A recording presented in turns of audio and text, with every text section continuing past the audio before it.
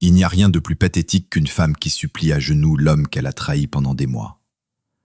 Gabrielle avait tout, le luxe, l'amour, une famille parfaite, une seule erreur, un seul caprice, et elle s'est retrouvée à la rue, rejetée par ses propres enfants, virée de son travail. La chute d'une reine infidèle est un spectacle terrifiant. Mais attention, ce n'est pas seulement l'histoire d'un mari trompé qui se venge. C'est l'histoire d'une femme qui réalise trop tard que l'herbe n'est pas plus verte ailleurs.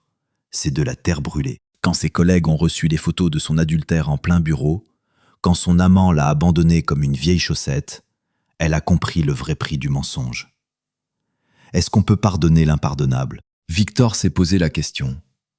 Préparez-vous, car la fin de cette histoire va vous laisser sans voix et diviser les opinions comme jamais.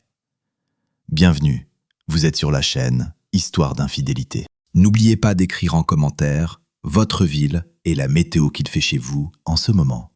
On plonge tout de suite dans la vie de Victor, un homme qui a dû choisir entre détruire sa femme ou sauver son âme. Ce soir-là s'avérait étonnamment calme, ce qui était inhabituel pour une métropole bruyante. Victor était assis dans son bureau confortable, recouvert de panneaux en bois sombre, s'efforçant consciencieusement de se concentrer sur les piles de documents professionnels. Son entreprise de construction florissante exigeait une attention constante et vigilante, mobilisant chaque parcelle de sa pensée et de son énergie. Cependant, ces derniers temps, il ressentait une étrange inquiétude insaisissable qui glissait comme une ombre mouvante aux confins de sa conscience. La maison, sa forteresse, semblait identique à elle-même, familièrement douillette et paisible.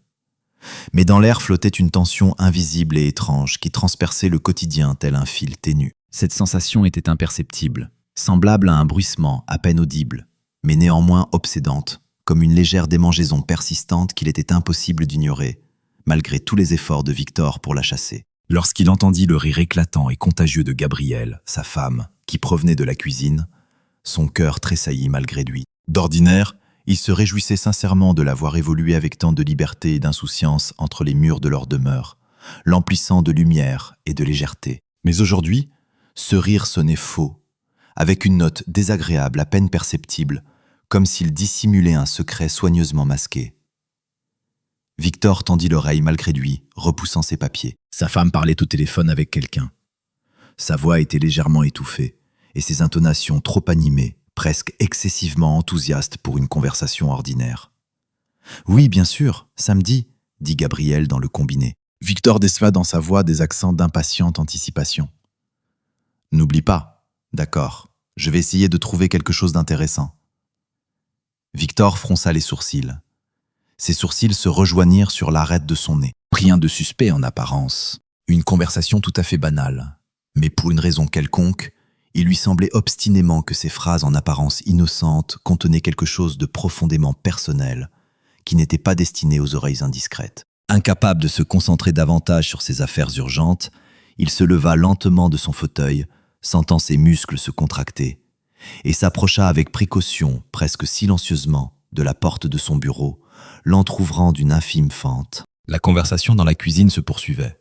« Tu sais me faire rire », dit Gabrielle avec un sourire empreint de coquetterie non dissimulée.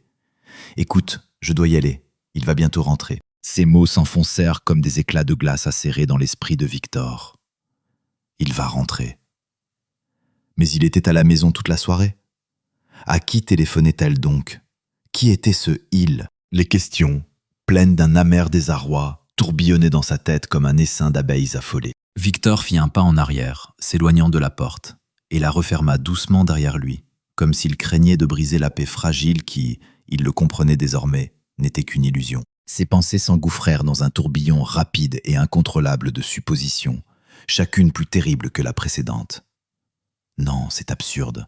C'est tout simplement impossible, tentait-il de se convaincre. Gabrielle avait toujours été pour lui une épouse fiable, une mère attentionnée et aimante de leurs enfants, et une partenaire loyale en qui il avait une confiance sans bornes, sans la moindre réserve. Mais ces mots, ce ton empreint d'une intimité cachée.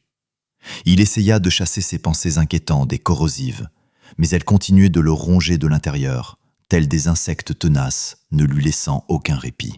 Au début, il s'efforça de toutes ses forces de ne pas y accorder d'importance.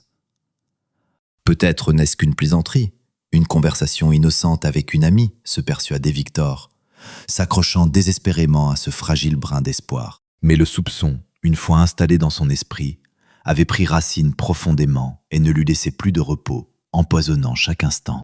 Le lendemain, pendant le petit déjeuner, Victor observa Gabrielle avec une attention extrême, tout en feignant la décontraction. Elle semblait identique à d'ordinaire, attentionnée, souriante, légèrement distraite, habituellement perdue dans ses pensées. Mais son regard s'accrochait aux détails à peine perceptibles, qui paraissaient maintenant si évidents et qui lui avaient échappé auparavant. Elle vérifiait son téléphone portable plus souvent que d'habitude, détournait nerveusement le regard, évitant un contact visuel prolongé. « Tu rentres tard aujourd'hui ?» demanda-t-elle en levant les yeux de son assiette d'omelette. Victor remarqua une légère tension dans sa voix. « Non, comme d'habitude », répondit-il en s'efforçant de garder un ton parfaitement calme, dissimulant la tempête qui faisait rage en lui. Elle hocha la tête et replongea son regard dans l'écran de son téléphone. Victor fit semblant de ne rien remarquer, mais en lui grandissait la conviction que quelque chose de très grave n'allait pas, et cette intuition pesait sur lui de plus en plus lourdement. Plus tard, en sortant de la maison et en s'arrêtant devant l'immeuble, Victor sortit son téléphone et fixa l'écran longuement, presque hypnotiquement. La pensée qu'il avait mûrie toute la soirée précédente et toute la matinée lui semblait complètement absurde, folle et inacceptable. Mais il comprenait que s'il n'agissait pas immédiatement, cette angoisse dévorante le rongerait de l'intérieur, le transformant en coquille vide. Victor composa le numéro de son vieil ami Jérémy, qui travaillait dans le domaine des technologies informatiques, jouissait d'une réputation de véritable génie dans son domaine et pouvait résoudre n'importe quel problème lié à l'électronique. « Écoute Jérémy, j'ai besoin de ton aide », commença Victor en tentant de donner à sa voix un ton aussi décontracté que possible, bien que son cœur battît désespérément dans sa poitrine. « C'est une requête très délicate. Peux-tu configurer un transfert de messages d'un numéro vers un autre ?» Jérémy, manifestement intrigué et surpris par cette demande inhabituelle, ricana dans le combiné. « Quoi, tu vas jouer les espions ? C'est une histoire louche. Aide-moi simplement, d'accord ? C'est très important pour moi, » insista Victor. Sa voix sonnait plus ferme qu'il ne l'avait anticipé. « Bon, d'accord, mon vieux, » accepta Jérémy après une brève pause. « Mais souviens-toi que je ne te l'ai pas conseillé. Ne te mêle pas des affaires des autres si tu ne veux pas avoir de problème. » Victor lui dicta le numéro de Gabrielle. À ce moment-là, il espérait encore désespérément que ses soupçons se révéleraient infondés, qu'il se montait simplement la tête à cause du travail stressant et de la légère dépression qui s'était abattue sur lui ces derniers mois, enveloppant sa vie d'un voile gris. Victor passa toute la journée suivante dans une attente insupportable. Le téléphone dans la poche de son pantalon semblait brûler sa peau comme une braise ardente, lui rappelant constamment sa présence. Chaque fois qu'il entendait le son à peine audible d'un message entrant, son cœur se figeait et sa respiration se coupait. Mais rien d'inhabituel ne se produisait, seulement des notifications routinières et des courriels professionnels. Ce ne fut que tard dans la soirée, alors que Victor s'était presque détendu, se permettant d'espérer le meilleur, que le premier message arriva, bouleversant son monde de fond en comble. « Tu es merveilleuse aujourd'hui. J'ai hâte d'être à samedi. J'espère que Victor ne soupçonnera rien. » Le sang se figea dans ses veines, comme s'il s'était transformé en glace. Il relut le message encore une fois, puis encore et encore, espérant désespérément s'être trompé, que c'était un délire absurde, une mauvaise plaisanterie.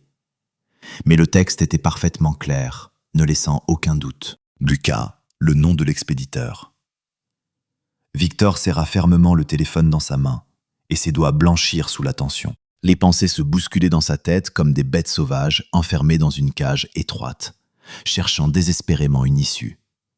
Il sentit soudain une vague glacée monter du ventre jusqu'à la gorge, le brûlant de l'intérieur. La colère, le désespoir, une douleur insupportable, un sentiment d'humiliation.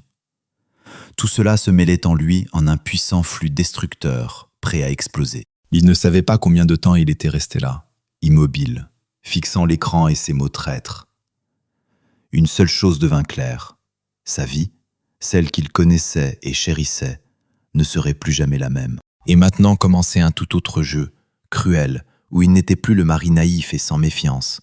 Il allait découvrir toute la vérité jusque dans ses moindres détails et faire payer aux coupables leur trahison. Après que le premier message de Lucas eut confirmé ses pires craintes, Victor réalisa instantanément qu'il ne pourrait plus retourner à sa vie d'avant, empli de confiance et d'innocence. Le monde qu'il croyait stable et inébranlable s'était effondré avec un fracas assourdissant, ne laissant derrière lui que des débris calcinés de confiance et d'amour brisé. Mais au lieu de céder aux émotions dévorantes, Victor, tel un véritable stratège, décida de prendre la situation entièrement en main. Il ne dormit pas de la nuit, allongé dans l'obscurité à réfléchir à chaque détail de son futur plan, repassant dans sa tête d'innombrables options d'action. Il se convainquait de plus en plus qu'il devait agir avec un sang-froid absolu, de manière calculée, sans céder à aucune impulsion de colère ou de désespoir. C'était dans cette discipline intérieure, dans cette capacité à contrôler ses émotions, même les plus violentes, que résidait sa véritable force, son arme principale. Le matin, Victor était comme à l'ordinaire, calme. Son visage ne trahissait pas le moindre signe de la tempête qui faisait rage en lui. Lorsqu'il entra dans la cuisine, Gabrielle s'affairait devant la cuisinière, fredonnant une mélodie légère, comme si de rien n'était. « Bonjour », dit-elle en se tournant vers lui avec son sourire habituel, empreint de sérénité. « Bonjour », répondit Victor en s'efforçant de toutes ses forces de maintenir sa voix égale, sans la moindre fausse note. Il s'assit à table et déplia ostensiblement le journal, faisant mine d'être entièrement absorbé par sa lecture. Mais ses pensées étaient loin des colonnes d'actualité. Victor perçut un parfum faible, à peine perceptible, d'un nouveau parfum inconnu qu'il n'avait jamais senti sur elle auparavant. C'était un détail insignifiant, mais il s'y accrocha instantanément, comme à un fil important dans un écheveau complexe de mensonges. « Nouveau parfum » demanda-t-il en la regardant par-dessus le journal, s'efforçant de garder un ton aussi décontracté que possible. « Ah oui, c'est un cadeau d'une amie », répondit-elle trop rapidement, en se détournant légèrement. Victor remarqua une légère rougeur qui glissa sur ses joues. Après le petit déjeuner, il se rendit à son bureau dans le centre d'affaires Progrès, mais le travail allait de mal en pis. Les pensées de Victor tournaient constamment autour des actions soigneusement planifiées à venir. Il décida de poursuivre la collecte d'informations. Le transfert des messages avait déjà donné un premier résultat tangible. Cependant, c'était manifestement insuffisant. Il fallait découvrir jusqu'où étaient allées les relations entre Gabrielle et Lucas. Quelle était la profondeur de leur liaison. Vers midi, un nouveau message arriva. « N'oublie pas les billets pour samedi à la Côte d'Azur. J'ai hâte, on rira de tes histoires. » Victor lut le message plusieurs fois, et de nouveaux détails terrifiants commencèrent à se former dans son esprit. Il s'agissait d'un dîner samedi, peut-être dans le restaurant raffiné Côte d'Azur, qui jouissait d'une grande popularité auprès des citadins aisés. Il nota cette information importante dans un petit carnet pour ne rien oublier. Le même jour, après le travail, Victor passa chez son ami Jérémy. Jérémy vivait seul dans un petit appartement confortable, littéralement encombré de toutes sortes d'appareils et de nombreux livres, ce qui lui donnait l'apparence du laboratoire d'un savant génial. « Alors, comment se passe ta vie d'espion, mon vieux ?» demanda Jérémy en l'accueillant avec un léger sourire compréhensif. « Pour l'instant, tout ressemble à une mauvaise série télévisée », répondit Victor d'un ton sec et sans émotion. « Mais j'ai encore besoin de quelque chose. » Jérémy haussa un sourcil, exprimant une question silencieuse. « Tu veux installer un micro ou une caméra ?» supposa-t-il. « Pas encore. J'ai besoin de tracer le numéro de ce Lucas, d'en savoir tout ce qui est possible sur lui. » « Bon, ça c'est illégal, Victor, » fit remarquer Jérémy. Mais sa voix ne contenait pas la moindre trace de refus. En ami fidèle, il était toujours prêt à aider. « Tu peux le faire ?» demanda Victor avec insistance. « Bien sûr, » acquiesça Jérémy en haussant les épaules. « Donne-moi 2 heures, ça va prendre un peu de temps. » Pendant que Jérémy s'activait passionnément sur son ordinateur, entouré d'écrans scintillants et de lignes de code infinies, Victor était assis dans un coin de la pièce, repassant dans sa tête tous les scénarios possibles. Au bout de 2 heures, Jérémy lui imprima une feuille de papier. « Voilà », dit-il en lui tendant le document. « Pascal Dumont travaille dans votre ville, directeur dans une agence de publicité, mais ses campagnes publicitaires sont connues dans tout le pays. Âge, 38 ans. Divorcé, un enfant d'un premier mariage, mais son ex-femme s'est remariée depuis longtemps et est heureuse. Apparemment, Pascal est un vrai séducteur. » Victor prit la feuille en silence. Il lui semblait que ce Pascal se tenait maintenant directement devant lui, en chair et en os, sûr de lui, excessivement charmant, capable de séduire facilement n'importe quelle femme. « Merci Jérémy, » dit Victor, en rangeant le papier dans sa poche. « Tu m'as beaucoup aidé. Je te dois une fière chandelle. » De retour chez lui, il ne pouvait plus regarder Gabrielle sans un tremblement intérieur, sans cette sensation désagréable qui était née dans son âme. Elle continuait de se comporter comme si rien ne s'était passé, s'occupant des enfants, préparant le dîner, comme si leur vie était parfaite et sereine. Mais Victor connaissait la vérité. Plus tard, il reçut un autre message transféré depuis son téléphone. « Bientôt tout s'arrangera, ma chérie. Tu mérites le bonheur, Gabrielle. Je ferai tout pour que tu ne te sentes plus prisonnière. » Ce message frappa Victor plus durement que tout. Prisonnière. Le mot résonna dans sa tête comme un coup de tonnerre. Donc, elle considérait leur mariage comme une prison. Toutes ces années où il pensait construire une famille solide et aimante, elle se sentait malheureuse. Ses pensées le mirent en colère plus encore que le fait même de l'infidélité. Il se sentait trompé et insulté jusqu'au plus profond de son âme. Mais il se retint. Victor savait qu'il ne devait en aucun cas perdre la tête, céder aux émotions qui pourraient détruire son plan soigneusement élaboré. Le vendredi, il avait complètement préparé son plan détaillé. Toute la journée, il fit semblant de se préparer pour un long déplacement professionnel, qu'un voyage important dans une autre ville l'attendait. Le samedi matin, il quitta ostensiblement la maison, disant au revoir à Gabrielle comme s'il partait dans une ville voisine pour des affaires urgentes. Mais 1 heure après son départ, il se gara non loin de la maison dans un endroit discret et commença sa surveillance. Vers midi, Gabrielle sortit de l'immeuble, vêtue mieux que d'ordinaire, portant une nouvelle robe élégante et des talons hauts. Elle avait l'air nerveuse, mais s'efforçait de paraître assurée, avec une anticipation soigneusement dissimulée. Elle héla un taxi et partit. Victor la suivit jusqu'au restaurant Côte d'Azur qui avait été mentionné dans les messages. S'assurant qu'elle avait effectivement retrouvé Pascal, Victor les photographia à travers la fenêtre, s'efforçant de rester inaperçu et s'envoya les clichés par courriel. Il avait désormais des preuves irréfutables, mais l'essentiel restait à venir. Découvrir jusqu'où il était prêt à aller dans son jeu raffiné. Lorsqu'il rentra chez lui, Gabrielle était déjà là. Elle l'accueillit avec son sourire serein habituel, mais Victor ne pouvait se débarrasser de l'image obsédante où elle était assise à une table avec un autre homme, lui tenant tendrement la main, riant à ses plaisanteries. « Comment s'est passé ton voyage, Victor » demanda-t-elle. Il perçut dans sa voix un léger soulagement, à peine perceptible. « Très bien » répondit-il avec un sourire à peine visible et dissimulé. « Et toi, comment as-tu passé ta journée ?»« Rien de spécial. Je me suis promené avec une amie » répondit-elle calmement. Victor ressentit presque physiquement ce mensonge. Il hocha la tête, feignant d'accepter ses paroles sans méfiance. « Avec une amie » pensa-t-il. C'était le dernier mensonge qu'il était prêt à pardonner. Il ne pouvait y avoir d'erreur. La révélation devait être non seulement précise et humiliante pour Gabrielle et Pascal, mais aussi pensée dans les moindres détails pour que l'effet soit maximal. Il sentait que seule une scène publique, un spectacle soigneusement mis en scène, pourrait le débarrasser du fardeau de la douleur insupportable qu'il portait en lui depuis tous ces jours. Victor décida de frapper un coup dont on se souviendrait longtemps, et que cela serve de leçon à tous. Son plan commença à se former tard dans la soirée du même jour. Il était assis dans son bureau, repassant en mémoire ses paroles, son rire et sa trahison. La douleur ne s'apaisait pas, mais elle ne faisait que renforcer sa détermination, comme l'acier qui se trempe dans le feu. Il découvrit que Gabrielle et Pascal prévoyaient une nouvelle rencontre justement dans ce restaurant Côte d'Azur où il les avait déjà vus ensemble. Cela tombait parfaitement pour Victor. Le lendemain, il se rendit personnellement au restaurant, se faisant passer pour un client potentiel planifiant d'y organiser un grand dîner familial. Sous prétexte de discuter du menu pour un banquet, il s'entretint avec le directeur, apprenant que le restaurant disposait de plusieurs zones privées pour les clients qui appréciaient l'intimité. Il avait besoin d'une table près de celle qu'habituellement Pascal réservait, mais suffisamment discrète pour rester inaperçue. « J'ai besoin que cette table soit libre vendredi prochain au soir, réservée exclusivement pour moi », dit Victor en tendant au directeur une somme d'argent conséquente. Le directeur, bien entendu, ne posa aucune question superflue, acceptant volontiers le généreux pourboire.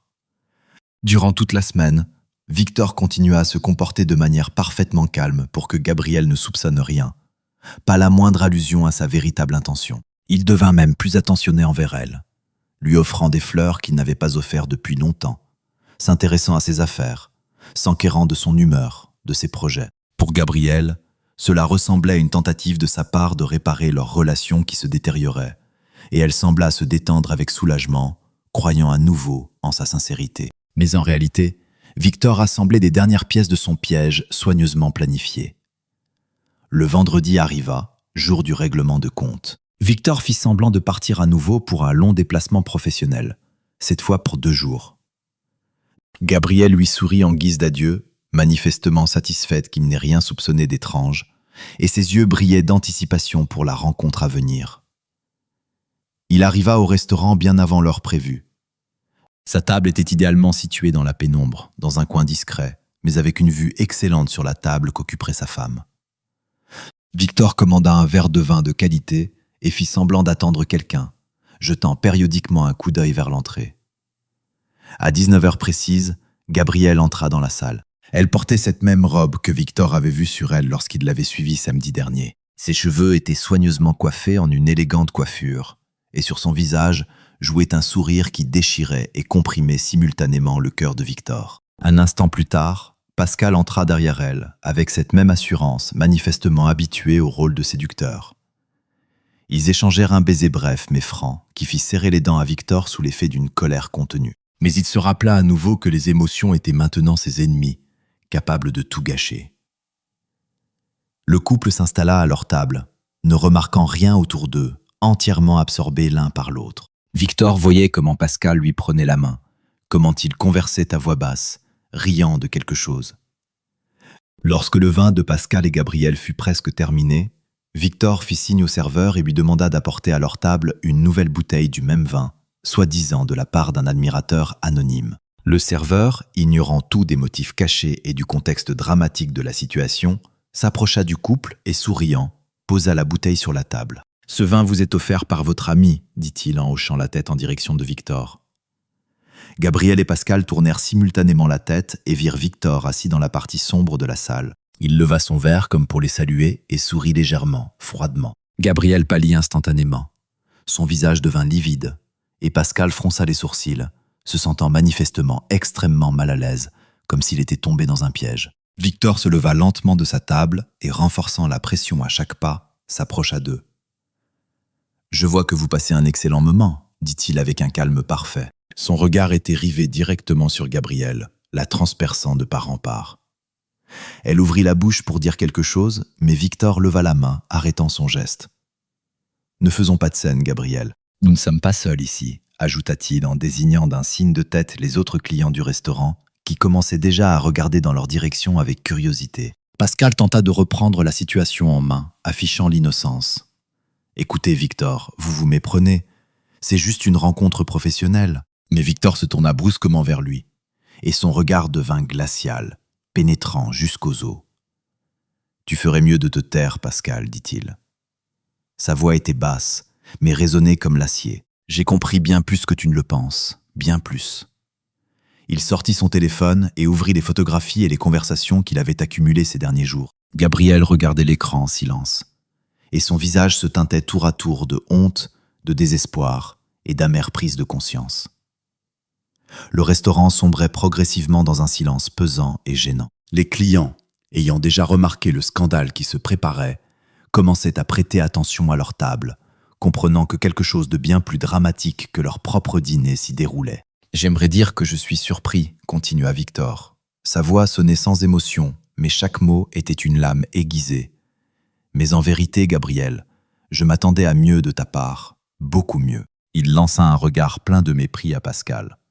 « Et toi, franchement, tu n'imagines même pas avec qui tu t'es engagé. Et ce qui t'attend maintenant. » Victor fit un pas en arrière, laissant tous deux savourer le moment de leur humiliation publique, permettant à ce sentiment d'imprégner chaque cellule de leur être. « Voici votre dîner, messieurs, » ajouta-t-il en désignant la bouteille de vin d'un signe de tête. « Profitez-en, c'est tout ce que vous méritez. Absolument tout. » Il se retourna brusquement et sortit du restaurant sans attendre leur réaction, les laissant dans une confusion totale. Dans la rue, Victor inspira profondément l'air frais du soir, sentant sa fraîcheur. Son cœur battait fort, mais au lieu de douleur, il ressentit un étrange soulagement libérateur. Le pas le plus important avait été fait. Maintenant, il savait avec certitude que sa vie, dans toutes ses manifestations, ne serait plus jamais la même. Et il ne le regrettait pas.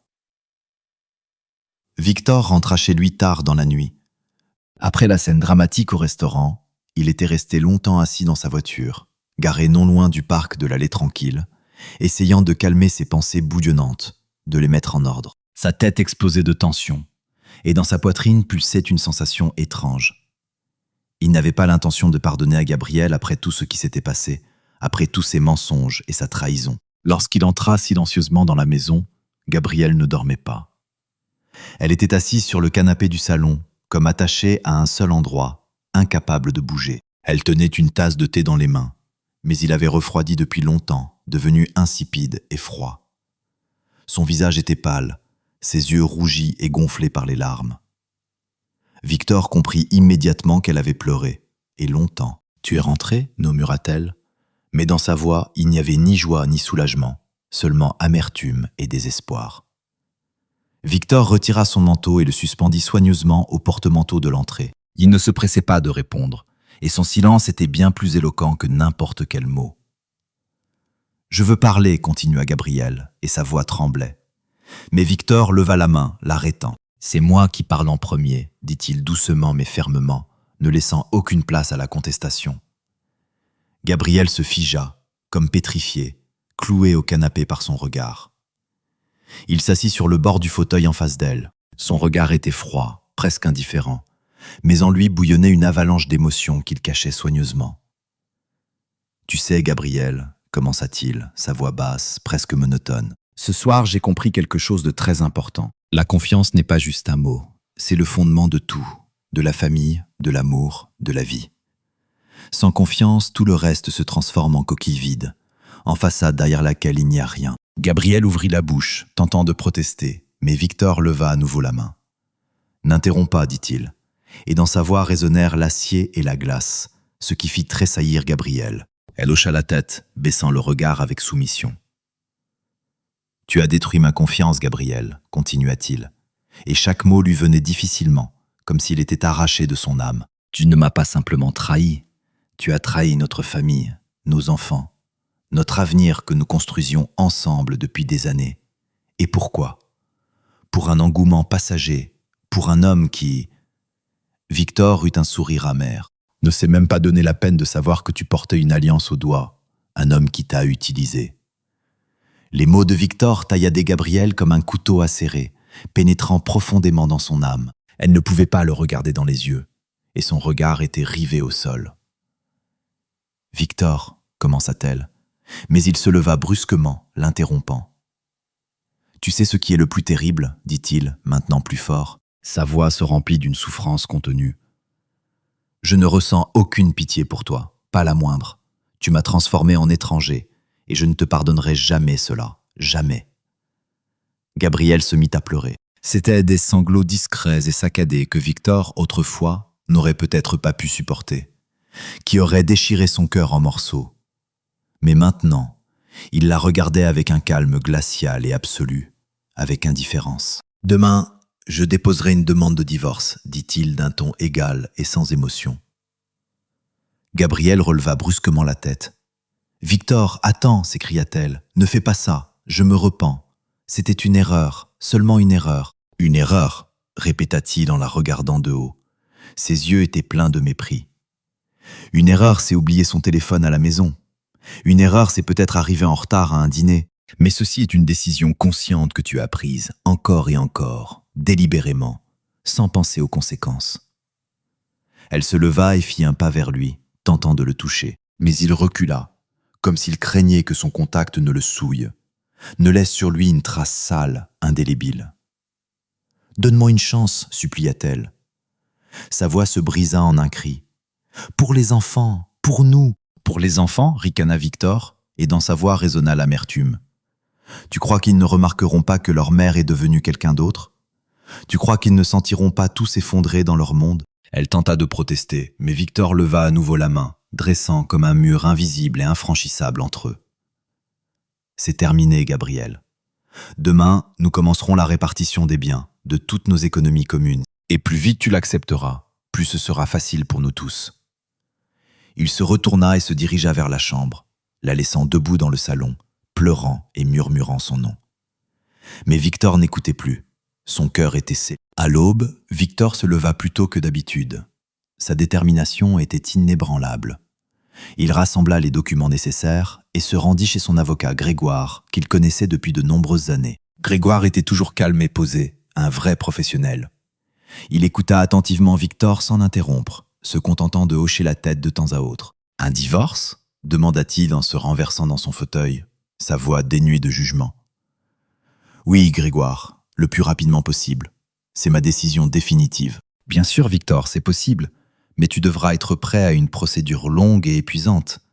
Partage des biens, questions concernant les enfants, tout cela ne sera pas simple. »« Je comprends tout, Grégoire, » interrompit Victor. « Commence dès aujourd'hui. » Lorsque Victor rentra chez lui, une scène complètement inattendue et désagréable l'attendait.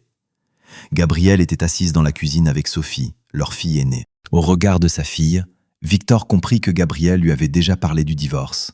« Papa, que se passe-t-il » demanda brusquement Sophie. Sa voix était pleine de douleur et d'incompréhension. Victor s'assit à table en face d'elle, s'efforçant de parler le plus calmement possible, expliquant la situation tout en évitant bien sûr toute mention directe de l'infidélité. « Maman et moi avons décidé que ce serait mieux pour nous tous, » dit-il en s'efforçant de ne pas regarder Gabrielle. Mais Sophie était trop intelligente et perspicace pour accepter cela pour argent comptant. « Vous avez décidé, ou c'est toi qui as décidé, papa ?» demanda-t-elle en fixant son père intensément. Et dans ses yeux se lisait la réprobation. Victor sentait une fatigue insupportable l'envahir, mais il comprenait qu'il ne pourrait rien expliquer à sa fille sans révéler la terrible vérité. Et il n'y était pas encore prêt. « Sophie, s'il te plaît, lève-toi de table, ne discutons pas de cela maintenant, mais pour l'instant, crois-moi simplement. » Les jours suivants se transformèrent en une succession interminable de formalités et de silences tendus.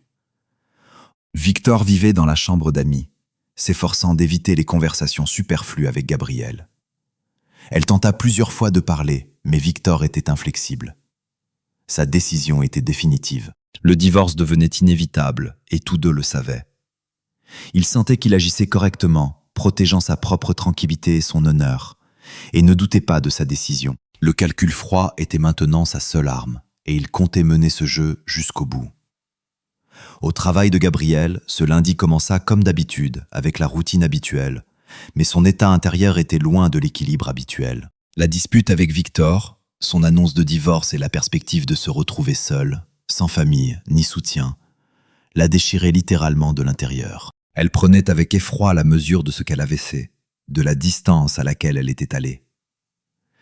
En rajustant ses cheveux devant le miroir de l'ascenseur du centre d'affaires Progrès, Gabrielle inspira profondément, tentant de rassembler ses forces. Il ne fallait pas que les collègues remarquent quoi que ce soit, pas le moindre signe de son chaos intérieur. Il suffisait de tenir une journée, se répétait-elle en avançant pas à pas vers son bureau. Mais lorsqu'elle entra dans l'open space, quelque chose clochait. Les regards de ses collègues, d'ordinaire indifférents ou cordialement neutres, avaient changé. Ils étaient désormais chargés d'une curiosité étrange, mêlée de jugement. Certains détournaient précipitamment les yeux, d'autres chuchotaient ouvertement derrière son dos, sans même chercher à masquer leur conversation. Gabrielle sentit une sueur froide lui perler sur le front. En approchant de son poste, elle remarqua que l'écran de son ordinateur était déjà allumé, alors qu'elle ne le laissait jamais en veille la nuit. En s'asseyant, elle vit qu'une fenêtre de messagerie interne occupait tout l'écran. Tout en haut du fil se trouvait un message envoyé depuis un numéro inconnu, avec plusieurs photos en pièces jointes. Sur les clichés, on la voyait elle et Pascal, attablés au restaurant Côte d'Azur, ce fameux soir. Gabrielle sentit le monde s'effondrer, réduit en poussière. Les photos étaient accompagnées d'un texte court, acide et cruel. Quelque chose comme « Quand une romance de bureau cesse d'être un secret ». Intéressant de savoir qui, ici, travaille vraiment et qui préfère jouer avec le feu. Son cœur se serra, sa respiration se coupa. Un silence lourd et visqueux s'abattit peu à peu sur l'open space, troublé seulement par quelques ricanements étouffés et des chuchotements. Gabrielle comprit qu'elle était devenue le centre de toutes les attentions, de la honte et des moqueries. Elle ferma les yeux, tenta de reprendre contenance, mais les rumeurs se répandaient déjà comme un incendie de forêt, embrasant chaque bureau, chaque couloir. Les collègues échangeaient des regards, murmuraient, et même ceux qui autrefois se montraient aimables l'évitaient désormais, comme si elle était contagieuse. Quelques minutes plus tard, elle fut convoquée dans le bureau de son chef de service. « Gabrielle », commença-t-il dès qu'elle entra, Nous avons une situation très désagréable. Il lui montra l'écran de son ordinateur portable, où les mêmes photos s'affichaient dans la messagerie générale, cette fois commentées ouvertement, sans le moindre embarras. Vous comprenez, Gabriel, que ce n'est pas seulement un coup porté à votre réputation, mais aussi à celle de l'entreprise, dit-il d'un ton sévère, où perçait une déception non dissimulée. C'est personnel, tenta de se justifier Gabriel, la voix tremblante. Personnel, répéta-t-il en fronçant les sourcils. Alors pourquoi tout le monde ici en parle, du personnel d'entretien jusqu'à la direction? Gabriel baissa la tête, comprenant la futilité de ses explications. Nous sommes contraints de vous suspendre temporairement, ajouta le chef après un court silence. Ces mots sonnèrent comme une sentence. Mais, commença-t-elle avant d'être interrompue, Gabriel, il n'y a rien à discuter. Nous vous informerons prochainement de la suite. Elle quitta le bureau avec l'impression que le sol se dérobait sous ses pieds, que le monde autour d'elle se désagrégeait. Suspendu temporairement, répétait-elle en boucle. Elle savait ce que cela signifiait. Personne ici ne voulait plus entendre ses explications. Son histoire professionnelle dans cette entreprise touchait à sa fin. Mais ses malheurs ne s'arrêtèrent pas là. Pascal, apprenant que les photos avaient fuité sur le réseau interne, fut le prochain à en subir les conséquences. Arrivé le matin dans l'agence de publicité où il travaillait, il comprit immédiatement que quelque chose n'allait pas. En entrant dans la salle de réunion pour la séance hebdomadaire, il sentit une tension presque palpable. Tous évitaient son regard. Certains peinaient à contenir un sourire, le dissimulant derrière une toux forcée. L'un de ses collègues, avec qui Pascal entretenait depuis longtemps des rapports conflictuels, ne put se retenir. Il frappa bruyamment la table de la paume et lança avec un rictus moqueur. « Nos campagnes n'ont plus besoin de promotion, Pascal. On parle déjà de toi partout. » Le visage de Pascal se couvrit instantanément d'un rouge vif. Il voulut répliquer, mais la conscience que son secret le plus honteux était désormais connu de tous lui coupa la parole. Peu après, le directeur entra dans la salle. Il n'avait jamais paru aussi grave. « Pascal, dit-il, nous devons parler. » 1 heure plus tard, Pascal sortit de son bureau, le visage livide, les mains tremblantes. L'entreprise l'avait officiellement licencié par accord mutuel.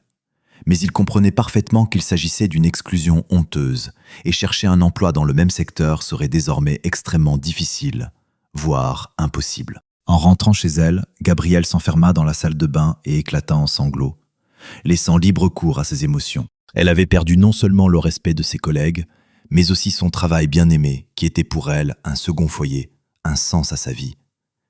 Désormais, tous ses efforts se concentraient sur une seule chose, des tentatives désespérées pour reconquérir Victor et sauver au moins les restes de sa famille. Mais Victor demeurait inflexible, son cœur enfermé dans une armure. Il voyait Gabrielle souffrir, mais cela ne suscitait en lui pas la moindre pitié. Il ne pouvait plus lui faire confiance, et c'était la seule chose qui comptait. Pascal tenta d'appeler Gabrielle à plusieurs reprises, mais elle ne décrocha pas. Au fond d'elle-même, elle comprenait que c'était précisément son inconscience et sa légèreté qui avaient conduit à cette humiliation, détruisant sa vie. Les rumeurs sur le scandale se répandirent bien au-delà des bureaux, atteignant chaque recoin de la ville. Hélène, l'amie de Gabrielle en qui elle cherchait du réconfort, la condamna également. « Tu savais pourtant que c'était mal, Gabrielle, » dit-elle au téléphone, la voix empreinte de déception. « Je ne sais pas comment t'aider. Je ne peux pas te soutenir dans cette situation. » Se retrouver sans amis, sans travail et peut-être sans famille constituait un coup dont Gabrielle pourrait ne jamais se remettre, ayant tout perdu en un instant. Le soir venu, Victor réunit toute la famille pour le dîner. Sophie et Jérémie, leurs enfants, sentaient la tension qui flottait dans l'air comme un brouillard épais. Ils savaient que quelque chose d'important se passait, quelque chose d'irréparable. « Votre mère et moi avons pris une décision, » commença Victor, la voix sourde. « Nous divorçons. » Les mots restèrent suspendus dans l'air comme un fardeau lourd et insupportable, écrasant tout sur leur passage. Sophie fut la première à parler. « Pourquoi ? Que s'est-il passé, papa ?» Sa voix était déchirante. Victor jeta un regard à Gabrielle, mais elle se taisait, les yeux baissés, incapable de les lever. « C'est compliqué à expliquer, » répondit-il.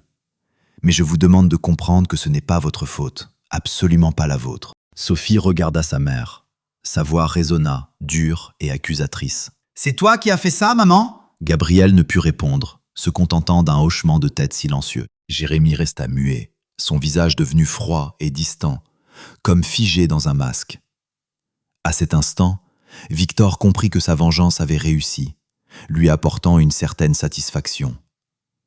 Mais à quel prix? Au prix de la destruction non seulement de leur mariage, mais aussi, peut-être, de toute leur famille.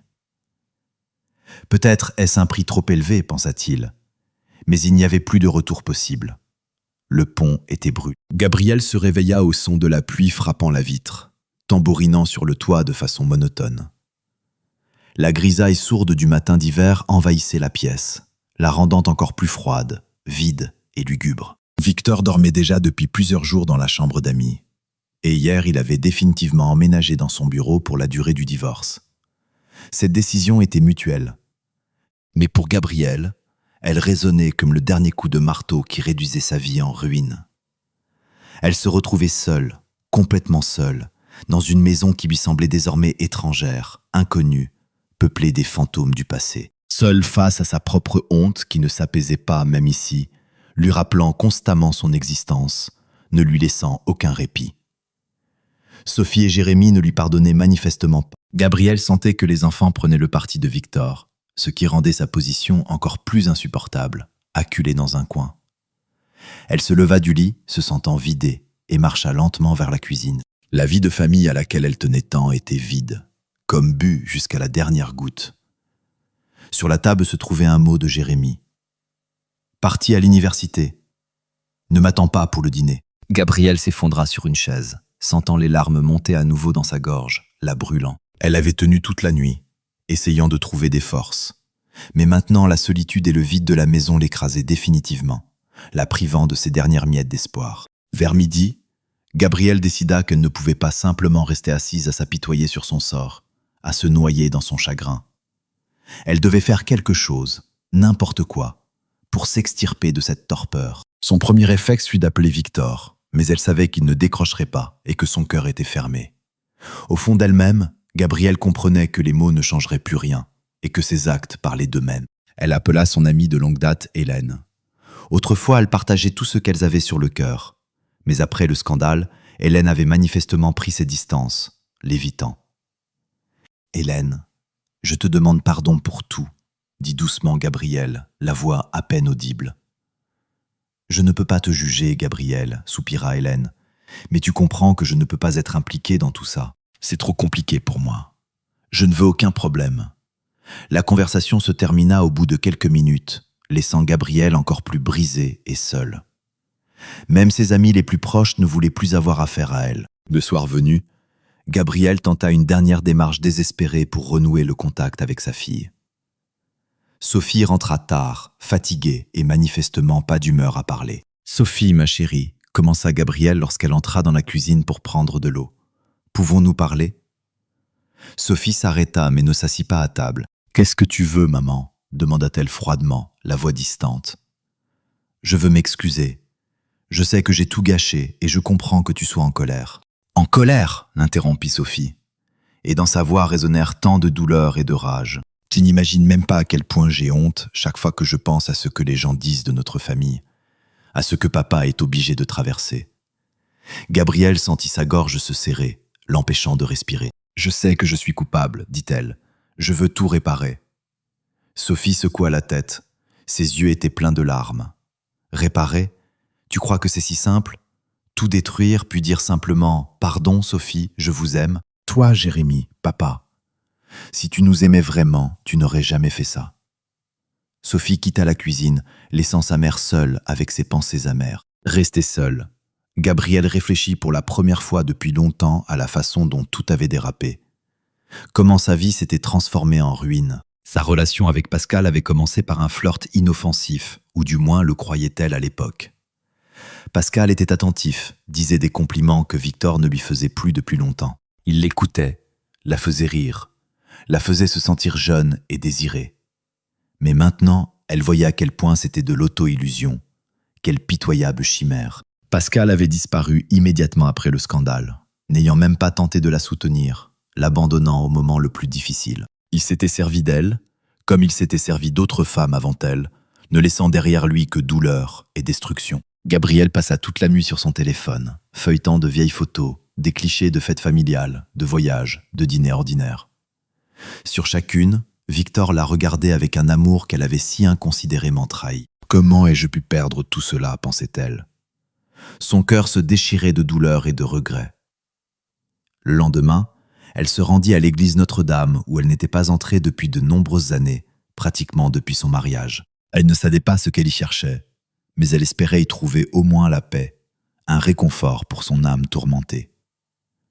Le vieux prêtre, voyant son état et ses yeux pleins de désespoir, lui proposa de parler. « Nous avons tous des erreurs, mon enfant, dit-il d'une voix douce et sage. Mais la repentance n'est pas seulement des mots. Ce sont des actions qui viennent du plus profond de l'âme. Comment puis-je expier ma faute ?» demanda-t-elle, la voix tremblante. « Montrez votre amour par la patience, par l'attention, par l'humilité véritable. Mais souvenez-vous qu'il n'y a peut-être pas de chemin de retour, seulement un nouveau chemin vers l'avant. » Gabriel sortit de l'église avec un léger sentiment de soulagement, comme si un lourd fardeau était tombé de ses épaules. Elle savait que ce n'était que le début de son chemin, mais pour la première fois depuis longtemps, elle sentait qu'elle voulait se battre, qu'elle avait une raison de vivre. La semaine suivante, Gabriel commença de petits changements significatifs dans sa vie. Elle envoya à Victor une lettre manuscrite, y déversant toute son âme. Elle n'attendait pas de réponse, mais dans cette lettre, elle racontait tout, ses sentiments, ses peurs, ses remords. Elle ne se justifiait pas, elle tentait simplement de faire comprendre qu'elle avait pris conscience de l'ampleur de ses erreurs, de toute la profondeur de sa chute. Elle essaya également de passer plus de temps avec ses enfants, même si ceux-ci gardaient encore leur distance, leur cœur fermé à elle. Elle préparait des dîners, s'enquérait de leurs affaires, et bien que Jérémie et Sophie répondent sèchement et par monosyllabes, elle ne renonçait pas, faisant preuve d'une persévérance inédite. 2 semaines plus tard eut lieu une rencontre avec Victor. Il passa à la maison pour récupérer ses dernières affaires. Gabriel entendit qu'il entrait et sortit dans l'entrée. Son cœur battait follement. « Victor » commença-t-elle, la voix tremblante. Il se tourna vers elle, mais dans ses yeux il n'y avait plus la chaleur d'antan, seulement une froide distance. « As-tu reçu ma lettre » demanda-t-elle, retenant difficilement ses larmes. « Oui » répondit-il brièvement, sans émotion. Elle rassembla son courage, mobilisant toute sa volonté. « Je veux simplement que tu saches, je ne demande pas pardon. Je veux juste changer. » Victor la regarda longuement, avec une concentration froide, comme s'il évaluait sa sincérité. « Gabriel, dit-il finalement, sa voix dénuée de la cruauté précédente, seulement une légère lassitude. J'apprécie que tu essaies, mais je ne suis pas sûr que cela change quoi que ce soit. Notre mariage est terminé. » Il prit son sac et partit, la laissant debout dans le silence. Mais dans sa voix, il n'y avait plus la cruauté d'avant, cette colère brûlante. C'était peut-être un minuscule rayon d'espoir auquel Gabriel s'accrocha de toute son âme. Victor était assis dans le silence de ce nouvel appartement dont les fenêtres donnaient sur un boulevard animé. Les murs sentaient encore la peinture fraîche et la poussière de chantier, mais les meubles étaient déjà en place, créant un intérieur minimaliste. Il avait choisi cet appartement parce qu'il se trouvait près de son bureau et parce qu'il était suffisamment petit pour une vie solitaire. Une simple chambre, une cuisine minimaliste, un bureau avec un ordinateur portable, tout ce dont il avait besoin pour travailler et dormir. Près de 3 mois s'étaient écoulés depuis le jour où il avait annoncé le divorce, mais sa souffrance morale ne diminuait pas, comme une blessure profonde qui ne guérissait pas. Gabriel continuait de lui écrire des lettres, longues, honnêtes, pleines de remords. Parfois il les lisait, parfois il les jetait sans les ouvrir. Mais hier, il avait ouvert une nouvelle lettre. Ces mots lui déchiraient encore le cœur, mais ne provoquaient plus cette douleur aiguë d'avant. « Victor, je sais que tu ne pourras jamais me pardonner. Je n'ose même pas rêver d'un retour, d'être à nouveau avec toi. Mais je ne te demande qu'une chose. Donne-moi la chance d'être près de toi, même dans l'ombre. Je veux prouver que je peux changer, que je ne suis pas celle que tu as cru voir. » Il ne put jeter cette lettre, qui restait posée sur la table devant lui comme un reproche muet, lui rappelant constamment le passé. Le matin, Victor se rendit à une rencontre avec son avocat Grégoire pour finaliser la procédure de divorce. Grégoire l'accueillit dans son bureau spacieux, encombré de dossiers et de papiers. « Tout se passe comme prévu, dit Grégoire en ouvrant un dossier. Nous sommes déjà d'accord sur le partage des biens. La maison reste à Gabrielle, comme vous le souhaitiez. Les enfants restent également avec elle, mais vous conservez le droit de les voir à tout moment, sans restriction. » Victor hocha la tête. Il ressentait un étrange soulagement à l'idée que l'affaire touchait à sa fin, que ce cauchemar serait bientôt terminé. Mais en même temps, il éprouvait un vide, une sorte de gouffre béant dans son âme. « C'est la meilleure décision, dit-il, comme pour se convaincre lui-même, apaiser ses doutes intérieurs. » Grégoire examina attentivement son visage, tentant de lire ses pensées. « Victor, es-tu sûr ? Tu as encore le temps de tout reconsidérer. Ce n'est pas définitif. » « J'en suis sûr, répondit Victor fermement, mais en lui brûlaient encore des doutes, des sentiments contradictoires qui se battaient. La seule chose qui aidait Victor à ne pas ressasser ses tourments était le travail. Son entreprise qu'il avait bâtie pendant des années exigeait maintenant encore plus d'attention, absorbant toutes ses forces et son temps. Victor travaillait du matin jusqu'au soir, prenant même en charge des tâches qu'il déléguait auparavant à ses subordonnés. Ses collègues remarquaient qu'il était devenu encore plus concentré, mais aussi plus froid et renfermé. Certains tentaient de lui parler de sa vie privée, mais Victor coupait court à ses tentatives, ne laissant pas le sujet se développer. Sa journée était minutée. Réunions, appels, rapports, nouveaux projets. Dans ce mécanisme, il n'y avait pas de place pour les émotions, pour les réflexions sur le passé. Mais parfois la nuit, quand le travail était terminé et que le silence emplissait la pièce, l'image de Gabrielle revenait sans cesse devant ses yeux. Un soir, Victor passa à l'ancienne maison pour voir les enfants. Gabrielle elle-même avait proposé qu'ils viennent et avait même préparé un dîner, espérant une réconciliation. Jérémie l'accueillit à la porte avec sa réserve habituelle. « Salut papa », dit-il brièvement avant de retourner à ses livres. Victor entra dans le salon. Sophie était assise sur le canapé, feuilletant son téléphone. « Salut », lui sourit-il, et dans ses yeux, il vit un peu plus de chaleur que chez Jérémie. « Salut papa », répondit-elle plus chaleureusement que son frère.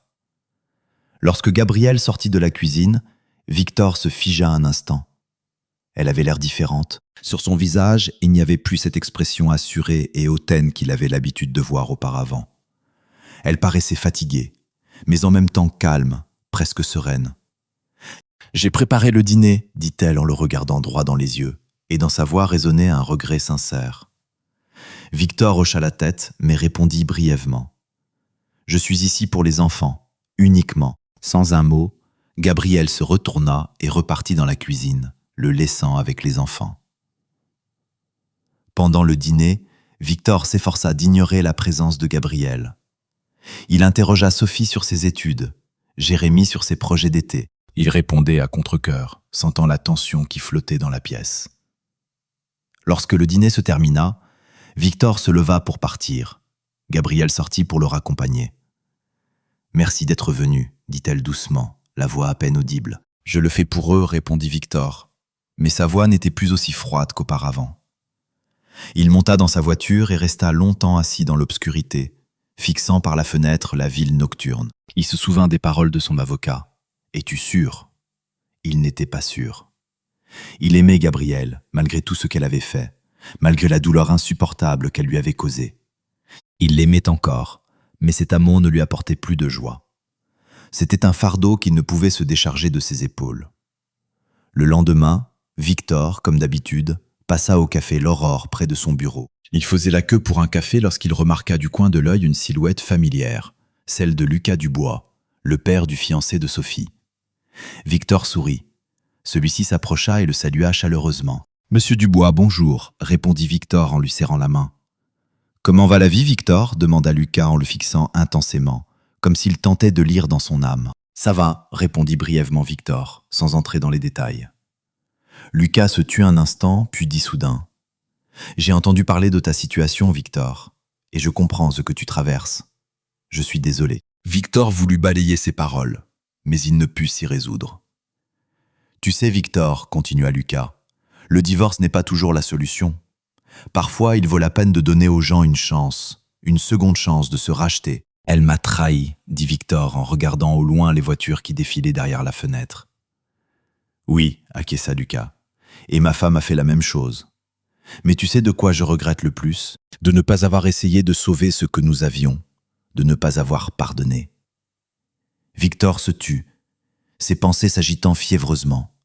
« Je ne donne pas de conseils, Victor, » ajouta Lucas Dubois. « Réfléchis-y simplement. » Dans le silence, lorsque Victor sortit du café, ces paroles de Lucas résonnaient dans sa tête, faisant écho contre les parois de sa conscience. Quand il s'installa dans sa voiture, son regard tomba sur la boîte à gants. Devant lui se trouvait une lettre de Gabriel. Ses mains tremblèrent légèrement lorsqu'il la reprit et la relut, s'imprégnant de chaque mot. Quelque chose en lui commença à craquer, comme de la glace fragile. Sa volonté de fer qu'il avait forgée pendant tous ces mois montrait sa première fissure.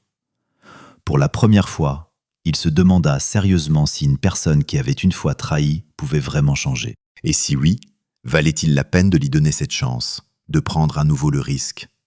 Ces questions le hantèrent toute la nuit restante. Le lendemain matin, Sophie, la fille de Victor et Gabriel, se tenait devant le miroir, ajustant l'ourlet de sa robe d'un blanc délicat.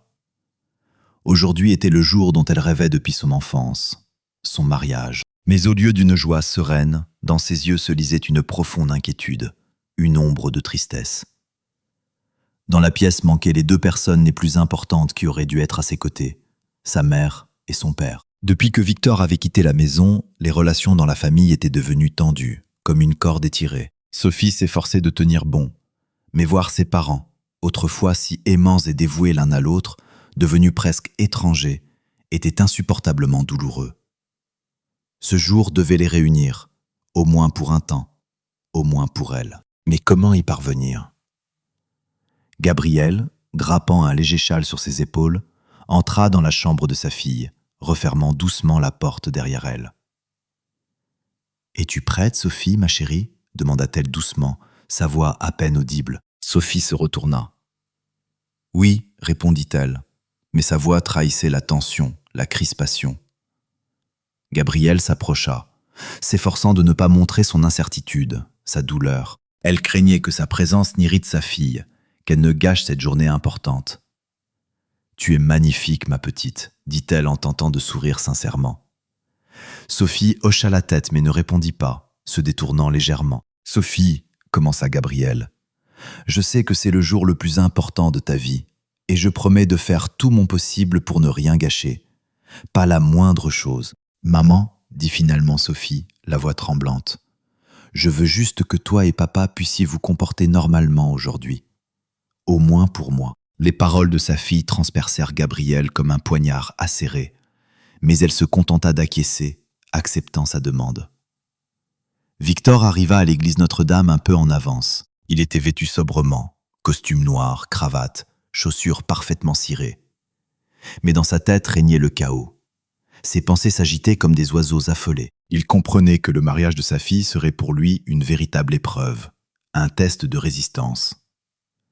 Lorsqu'il entra dans la salle, les invités commençaient déjà à se rassembler, remplissant l'espace d'un murmure discret. Victor salua les parents du marié Mathieu, échangea quelques phrases en souriant avec les amis de Sophie, s'efforçant de paraître décontracté, mais son regard ne cessait de parcourir la salle à la recherche de Gabriel. Et puis elle apparut. Elle avançait lentement, tenant dans ses mains un bouquet élégant. Ses mouvements étaient gracieux. Elle portait une robe simple mais élégante qui soulignait sa beauté naturelle, un maquillage discret. Victor se surprit à ne pouvoir détacher son regard d'elle, comme s'il était rivé à elle. Elle le remarqua et se figea un instant. Leurs regards se croisèrent, puis elle s'approcha résolument. « Victor, » dit-elle doucement, « merci d'être venu. Cela compte beaucoup pour Sophie. » Il hocha la tête, s'efforçant de ne pas croiser son regard. « Pour elle, » répondit-il brièvement. Ils s'assirent dans des parties différentes de la salle, mais la tension entre eux se faisait sentir, même à distance, comme un mur invisible. Lorsque la cérémonie de mariage commença, tous les invités se levèrent. Sophie remontait l'allée au bras de Jérémie qui jouait le rôle de son accompagnateur, et son visage rayonnait de joie et de bonheur. Et même Victor oublia un instant tous ses tourments en regardant sa fille. À ce moment-là, il comprit que pour elle, il était prêt à tout, même à supporter la présence de Gabriel à ses côtés. La cérémonie fut touchante et tendre. Sophie et son fiancé Mathieu échangèrent leurs vœux, et la salle éclata en applaudissements enthousiastes. Victor remarqua Gabrielle essuyant ses larmes, et quelque chose tressaillit dans son cœur. Lors du banquet qui se déroulait au club champêtre Oasis, les invités riaient, buvaient du champagne et se photographiaient avec les jeunes mariés. Victor s'efforçait de se tenir à distance de Gabrielle, mais Sophie brisa rapidement cette barrière. « Papa, maman !» dit-elle en s'approchant d'eux, un verre à la main, le visage rayonnant. « S'il vous plaît, portez au moins un toast ensemble. Ce sera très important pour moi. » Victor et Gabrielle échangèrent un regard. Il vit dans ses yeux une prière muette pour la paix, au moins temporaire, pour leur fille. « D'accord », accepta-t-il en soupirant lourdement. Ils montèrent ensemble sur l'estrade sous les regards de tous les invités. Victor, tenant le bord de son verre, commença.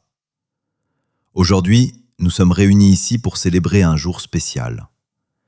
Notre fille Sophie entre dans une nouvelle étape de sa vie. Gabrielle et moi sommes fiers d'elle, de chacun de ses pas, de chacune de ses réussites. » Il jeta un regard à Gabrielle, attendant qu'elle poursuive. « Oui », ajouta-t-elle en souriant à travers ses larmes naissantes. « Sophie, tu es devenue une femme extraordinaire, une véritable beauté. Nous sommes heureux de voir que tu as trouvé ton amour et que Mathieu fait désormais partie de notre famille, qu'il est devenu notre fils. » Victor acquiesça, complétant. « Nous vous souhaitons un bonheur qui résistera à toutes les épreuves, à toutes les adversités que la vie vous présentera. » Ils levèrent leurs verres ensemble, et la salle se remplit d'applaudissements enthousiastes. Au banquet, Victor rencontra Lucas Dubois, qui leva son verre avec lui. « Comment vas-tu, Victor » demanda-t-il. « Merci » répondit Victor, sentant que la conversation irait plus loin qu'un simple échange de politesse. « Je vous ai regardé, Gabrielle et toi, aujourd'hui, » continua Lucas, « et je me suis dit que peut-être vous devriez essayer malgré tout. » Victor fronça les sourcils. « J'ai déjà décidé, monsieur Dubois. Mon chemin est tracé. »« Tu penses que la fermeté est toujours la bonne voie ?» demanda Lucas. « Mais parfois, la vraie force, c'est la capacité de pardonner, Victor. La capacité de donner une seconde chance si la personne ne mérite. » Victor ne répondit rien, mais les paroles de Lucas pénétrèrent son âme comme des graines jetées sur un sol fertile.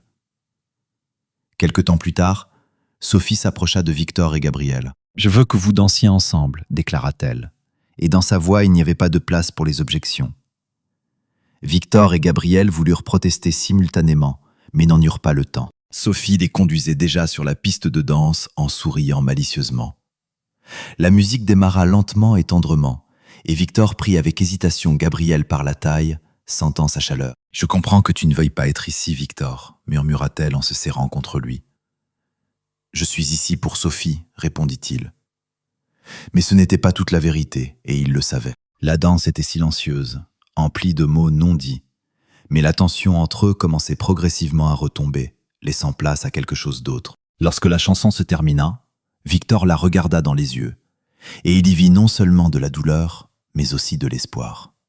« Gabrielle » commença-t-il, mais il se tut. Elle attendait quelque chose, mais il la relâcha simplement et retourna à sa place. Tard dans la soirée, Victor rentrait dans son appartement. Il traversait la ville vide et endormie, et dans sa tête résonnaient les paroles de Lucas Dubois. La vraie force, c'est la capacité de pardonner. Il comprenait que son cœur se déchirait entre la douleur et les restes d'amour qui brûlaient encore dans son âme. Mais était-il prêt à prendre à nouveau le risque, à faire à nouveau confiance? À cette question, il ne connaissait pas encore la réponse. Une semaine s'était écoulée depuis le mariage de Sophie. Victor s'efforçait de se plonger corps et âme dans le travail pour étouffer les pensées de ce qui s'était passé. La danse avec Gabrielle, son regard qui semblait pénétrer jusqu'aux recoins les plus profonds de son âme. Tout cela ne quittait pas son esprit. Mais il avait décidé qu'il était allé trop loin pour faire demi-tour. Son cœur avait été brûlé par la trahison et il ne croyait plus en la sincérité de ses remords. Victor avait déjà déposé les documents de divorce et tout avançait vers la conclusion. Il ne restait qu'une rencontre au tribunal pour officiellement mettre un point final à leur mariage. Le matin, Victor, vêtu d'un costume strict d'affaires, se tenait devant le miroir. Son reflet lui semblait étranger, inconnu. En lui, il voyait non seulement un homme d'affaires prospère, mais aussi une personne qui avait perdu trop en peu de temps. Lorsqu'il arriva au palais de justice, Gabrielle était déjà là. Elle attendait son arrivée, vêtue d'un manteau gris clair et d'une simple écharpe, ne cherchant pas à se démarquer, à être remarquée. Elle paraissait calme, mais ses yeux étaient emplis de supplications muettes. « Victor » commença-t-elle dès qu'il s'approcha, la voix tremblante. « Gabriel, s'il te plaît, pas maintenant » l'interrompit-il sèchement, ne voulant aucune conversation. Elle baissa les yeux mais ne s'éloigna pas. « Je ne veux pas me disputer, dit-elle doucement. Je te demande seulement de réfléchir encore une fois. C'est notre dernière chance, la dernière. » « La dernière » ricana amèrement Victor. « Gabriel, cette chance a été perdue quand tu as décidé que je n'étais pas assez bien pour toi. » Il passa devant elle, la laissant debout sur les marches, telle une statue de pierre figée dans le temps. Le tribunal ne fut qu'une formalité. Les documents étaient préparés à l'avance et les deux parties les signèrent sans mots superflus, sans objection. Le juge demanda plusieurs fois s'ils étaient sûrs de leur décision, mais Victor hocha silencieusement la tête, le visage impénétrable. Gabriel se contentait d'acquiescer après lui, le regard rivé au sol. Lorsque l'audience se termina, Victor ressentit un vide étrange et assourdissant. Il s'attendait à ce qu'après cet événement, il se sente soulagé, qu'un poids tombe de ses épaules. Mais à la place, il n'y avait qu'une douleur sourde et lancinante qui enserrait son âme. Gabriel sortit de la salle d'audience juste derrière lui. « Victor » l'appela-t-elle, la voix pleine de désespoir. Il se retourna, bien que tout en lui criait de simplement partir, de disparaître de sa vie pour toujours. « Je sais que tout est fini, dit-elle, et dans sa voix résonna une résignation sincère. Mais je veux que tu saches que je n'ai jamais cessé de t'aimer. Jamais. » Victor ne répondit pas. Il la regardait mais ne ressentait plus cette rage qui l'habitait au début. Seulement une fatigue dévorante et une profonde tristesse. « Adieu, Gabriel, dit-il finalement, et se retournant, il s'en alla, la laissant derrière lui. Le lendemain, Victor décida de récupérer ses dernières affaires à la maison. Gabriel l'avait prévenu qu'elle serait absente. Il espérait donc éviter des conversations inutiles, des confrontations superflues. Lorsqu'il entra dans la maison, un étrange sentiment de nostalgie l'envahit. Chaque pièce était emplie de souvenirs. Ici, ils préparaient ensemble des tartes avec les enfants, et là, ils s'étaient disputés pour la première fois, puis réconciliés. Il rassembla rapidement ses affaires, mais avant de partir, il décida d'entrer dans la chambre. Sur la table de chevet se trouvait une photographie de leur famille. Gabriel lui-même, Sophie et Jérémie, souriant lors d'un pique-nique estival, empli de bonheur et de sérénité. Victor la prit dans ses mains et la regarda longuement avec concentration, se remémorant tout ce qui avait été. Puis il reposa la photographie, s'efforçant de se ressaisir, de ne pas laisser libre cours à ses émotions. Avant de partir, il remarqua une enveloppe posée sur la table de la cuisine. C'était une autre lettre de Gabriel. Dans la voiture, Victor ouvrit l'enveloppe, ses mains tremblant légèrement, bien qu'il ne puisse expliquer pourquoi. « Victor, quand tu lis cette lettre, notre mariage appartiendra déjà au passé. Je comprends que j'ai détruit ce que nous avons construit pendant des années, et aucun mot ne pourra réparer cela, aucune excuse. Mais je veux que tu saches que je n'ai jamais cessé de t'aimer, même quand je faisais des bêtises, même quand je me perdais dans cette relation. Je ne te demande pas de me pardonner. Je sais que je ne le mérite pas et n'ose même pas l'espérer. Mais je te demande de ne pas fermer ton cœur au bonheur. Si un jour quelqu'un apparaît dans ta vie qui pourra t'offrir la joie et un nouvel espoir, ne le rejette pas. Tu as été le meilleur mari qu'on puisse souhaiter. Pardonne-moi de n'avoir pas su être la meilleure épouse. Pour toujours tienne, Gabriel. » Victor était assis dans la voiture, tenant la lettre dans ses mains. Sa poitrine se serra au point qu'il devint difficile de respirer, comme si un poids invisible s'était abattu sur lui. Il ne savait comment réagir. D'un côté, ces mots provoquaient en lui une douleur profonde, rappelant le passé. De l'autre, il semblait si sincère, si arraché du cœur. Il plia la lettre et la rangea dans la boîte à gants, décidant qu'il n'y penserait plus. Plusieurs semaines passèrent. Victor se plongea complètement dans le travail, tentant de combler le vide qui s'était formé dans sa vie. Il passa plus de temps avec ses enfants, s'efforçant de rétablir les relations avec Sophie et Jérémie, de panser leurs blessures. Gabriel n'écrivait plus, n'appelait plus. Elle avait disparu de sa vie, comme si leur mariage n'avait jamais existé, comme si elle n'avait jamais été là. Un soir, Victor rencontra par hasard Lucas Dubois. Ils burent ensemble un verre dans un bar chaleureux, et la conversation revint sur le pardon, sur le sens de la vie. « Tu as fait ce que tu pensais être juste, Victor, » dit Lucas. « Mais parfois, il faut non seulement écouter sa raison, mais aussi son cœur, son âme. » Victor acquiesça mais ne répondit rien, écoutant simplement en silence. De retour chez lui, il sortit la lettre de Gabriel de la boîte à gants et la relut encore une fois, s'imprégnant de chaque mot, de chaque lettre. Ces mots lui déchiraient encore le cœur, mais maintenant il ne ressentait plus de colère, mais quelque chose d'autre, une profonde tristesse mêlée de regret. Il ne savait pas s'il pourrait un jour lui pardonner, mais pour la première fois depuis longtemps, il se demanda « Et si se pardonner à soi-même était le seul moyen de recommencer à vivre ?» Cette pensée resta avec lui toute la nuit, enveloppant sa conscience. Plusieurs mois s'écoulèrent encore. Victor continuait de travailler avec acharnement, développer son entreprise, accorder de l'attention à ses enfants. Mais à l'intérieur subsistait un vide que rien ne pouvait combler. Il déménagea dans un nouvel appartement encore plus moderne, au centre-ville. La vie y était simple et ordonnée, mais elle manquait de chaleur, de confort, de foyer. Sur la table se trouvait toujours une seule clé solitaire. À l'entrée, une seule paire de chaussures. Victor ne s'était jamais habitué à la solitude qui était devenue sa compagne constante. Un soir glacial d'hiver, en sortant de sa voiture, il décida de se promener dans le petit square de l'allée tranquille, non loin de chez lui. Il faisait froid, et les premiers flocons de neige tournoyaient lentement dans l'air, créant une atmosphère presque féerique et magique, enveloppant la ville d'un manteau blanc. Lorsqu'il tourna au coin, il aperçut soudain la silhouette d'une femme assise sur un banc, sa forme solitaire. Elle était emmitouflée dans une écharpe chaude, mais à sa posture et à son profil, Victor reconnut immédiatement Gabrielle. Elle ne l'avait pas remarqué, plongée dans ses pensées, réfléchissant à quelque chose d'important, d'intime. Victor se figea un instant, se demandant s'il devait s'approcher, mais ses jambes le portèrent d'elles-mêmes vers elle, comme guidées par une force invisible. « Gabrielle » prononça-t-il en s'arrêtant devant elle, la voix basse. Elle leva les yeux et sembla d'abord ne pas pouvoir croire que c'était lui, qu'il était là, près d'elle.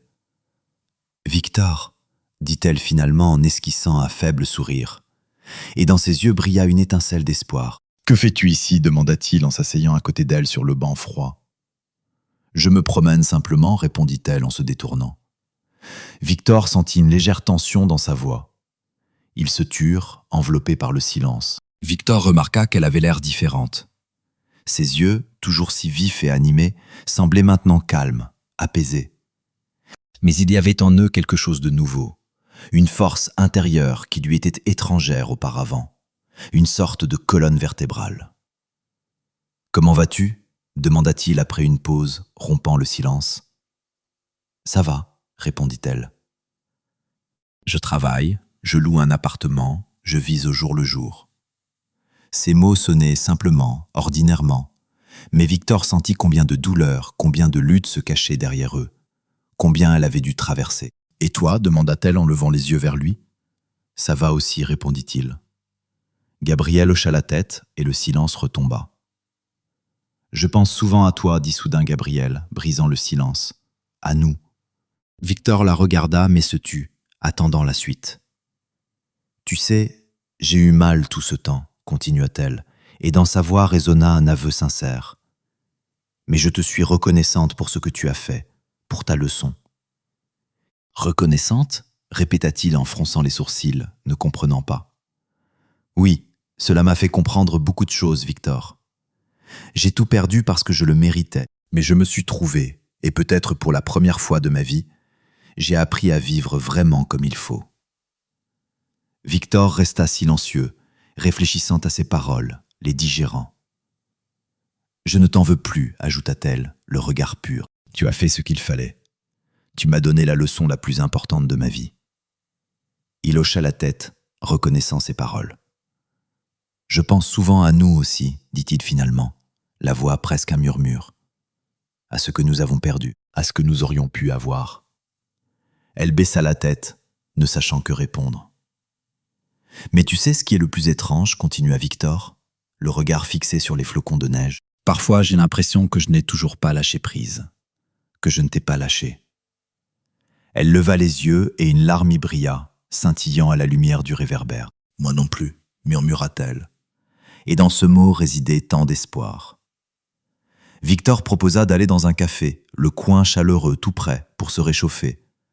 Gabrielle hésita d'abord, puis accepta, le cœur empli de frémissements. Ils choisirent une table près de la fenêtre qui donnait sur le square où il venait de s'asseoir. Victor commanda un café pour elle et un thé pour lui. Lorsque les boissons furent servies, il se sentit pour la première fois depuis longtemps non pas tendu près d'elle, mais calme, presque apaisé. « Comment va Sophie ?» demanda Gabrielle en serrant la tasse dans ses mains. « Bien, » répondit-il. « Tout va merveilleusement avec Mathieu. Elle a dit récemment qu'il pensait à avoir un enfant. Ils en ont très envie. » En entendant cela, Gabrielle sourit, et sur son visage apparut une joie sincère. « Elle sera une mère merveilleuse, dit-elle, les yeux brillants. »« Oui, » acquiesça Victor. Ils parlèrent ensuite de Jérémie. Victor raconta que son fils était trouvé dans le domaine informatique et travaillait activement sur une start-up, faisant preuve de capacités remarquables. « Je suis heureuse que tout aille bien pour eux, dit Gabrielle. Et dans sa voix, il n'y avait pas une once de fausseté. « Il t'aime, Gabrielle, remarqua Victor en la regardant dans les yeux. Gabrielle secoua la tête. « Peut-être, Victor, mais je n'ai pas encore reconquis leur respect.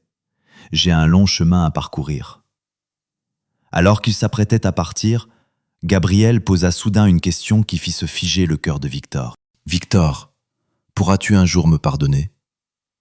Son cœur se figea. Il savait que ce moment viendrait tôt ou tard, mais il n'y était toujours pas préparé. Il la regarda longuement avant de répondre, son regard empli de profonde réflexion. « Je ne sais pas, dit-il finalement, et dans sa voix résonna tant de sincérité, tant de vérité. Elle hocha la tête, acceptant ses paroles, son honnêteté. « Je comprends, murmura-t-elle. Mais ensuite il ajouta, « Mais peut-être qu'un jour, j'espère que je pourrai. » Ces mots résonnèrent comme un petit rayon d'espoir lumineux dans son âme tourmentée et obscure. Et Gabrielle sentit que dans ce moment résidait la vérité, résidait la possibilité. Le lendemain, Victor réfléchit longuement à ce qui s'était passé, à sa rencontre avec Gabrielle.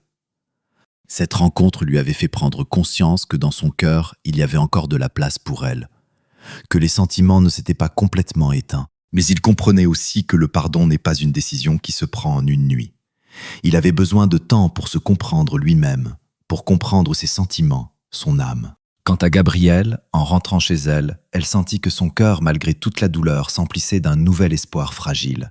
Peut-être avait-il encore une chance, même ténue, mais sinon, elle continuerait de toute façon son chemin, de changer, de se battre pour elle-même. Le passé ne peut être changé, mais l'avenir peut être construit. Et cet avenir reposait sur le pardon de soi-même, et peut-être, un jour, le pardon de Victor.